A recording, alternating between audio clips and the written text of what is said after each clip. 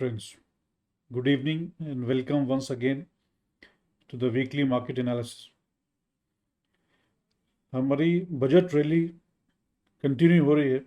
पिछला हफ्ता भी लगातार चौथा हफ्ता था जिसमें हमने मार्केट को ऊपर जाते हुए देखा और जनवरी के पहले हफ्ते से ये जो अपवर्ड ट्रेंड चला है इसमें आईटी, रिलायंस, बैंकिंग स्टॉक्स ये सभी ने कंट्रीब्यूट किया है।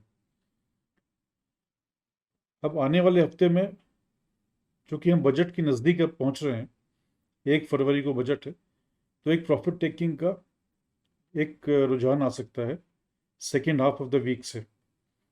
उसके लिए अपने को we have to be prepared and अभी बजट के चलते हुए कुछ बहुत ज़्यादा एग्रेसिव बेट्स लेने से बचना चाहिए। सो लेट्स सी हमारे डेटा पॉइंट्स अभी क्या बोल रहे हैं। ओमाइक्रॉन वेरिएंट है, उसके चलते जो भी रिस्ट्रिक्शंस हैं, कुछ लॉकडाउन्स हैं, वो सब चल रहा है अपनी अपनी जगह, बट मार्केट उसको कम्प्लीटली डाइजेस्ट कर चुका है, तो अभी बहुत बड़ा फैक्टर वो नहीं है। ये जो अभी सेलिंग हमारी एफआईएस की तरफ से वापस आते हुए दिखाई पड़ी हमको पिछले हफ्ते में, करीब 4,000 करोड़ का उन्होंने सेलिंग किया। उसके अगेंस्ट में डीआईआईज ने करीब 3600 करोड़ का बाइंग था। ये भी दिखाता है कि रिटेल पार्टिसिपेशन काफ़ी अच्छा है, क्योंकि इतना एफआईए की सेलिंग के बाद भी मार्केट स्ट्रॉन्ग नोट पर बंद हुए। डॉलर इंडेक्स स्टेबल है, इंडियन रुपी और यूएस डॉलर भी एक लो थोड़ा कूल डाउन हुआ है और स्टेबल है, लेकिन जो 10 ईयर बॉन्ड यील्ड्स हैं यूएस के वो जंप किए हैं, लगातार जंप कर रहे हैं, और ये एक इंडिकेशन है हाई इन्फ्लेशन का। और एक जो यूएस फेड ने कुछ एक हॉकिश कमेंट्री दिया है कि आने वाले समय में काफ़ी सारे हमको इंटरेस्ट रेट के हाइक्स दिख सकते हैं वहाँ पर। तो अगर ऐसा होगा तो नॉर्मली ये इमर्जिंग मार्केट्स के लिए नेगेटिव माना जाता है, क्योंकि डॉलर का फ्लो वापस निकलता है इमर्जिंग मार्केट से यूएस बॉन्ड्स के अंदर में।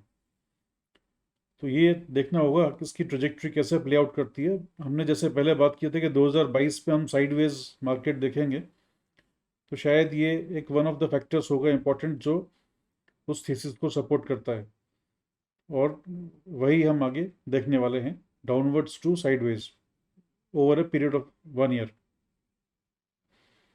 कमोडिटीज़ ने वापस अपना एक अप ट्रेंड रिज्यूम कर लिया है।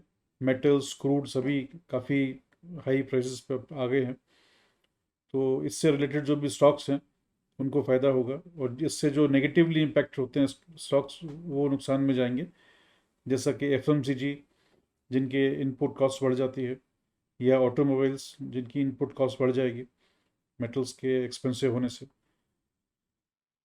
तो ये ओवरऑल सिनेरियो एक मार्केट को बहुत ज़्यादा ऊपर जाने से रोकेगा। डोमेस्टिक डाटा हमारा काफ़ी कुछ पॉजिटिव है, जो कि इकोनॉमिक डाटा निकल के आया है।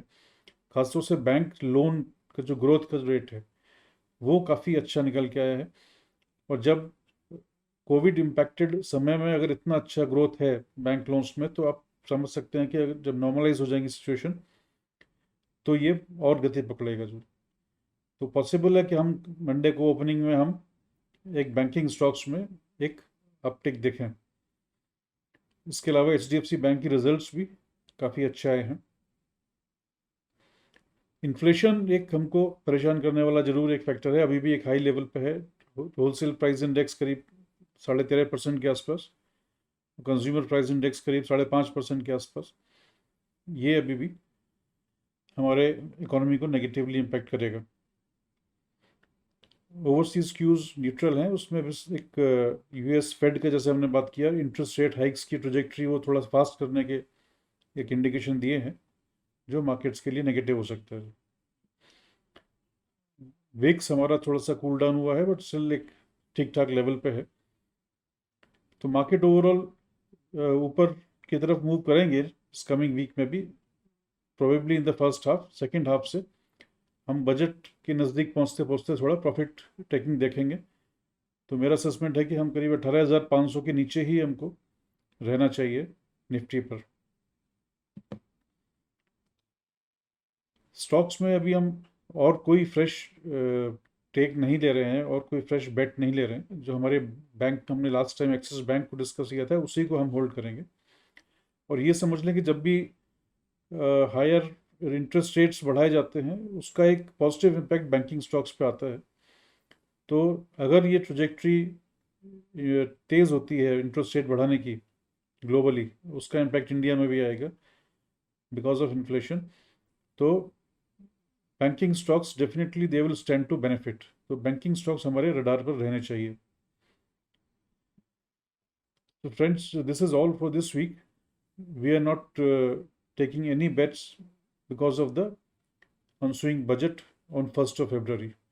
बजट की जो इवेंट है वो क्लियर हो जाने के बाद में, उसके बाद हम देखेंगे कि किन सेक्टर्स को फ़ायदा हो रहा है और किन सेक्टर्स को नुकसान हो रहा है, और उसके हिसाब से आगे की ट्रेजेक्ट्री हम प्लान करेंगे। Thank you so much for watching it. Good night.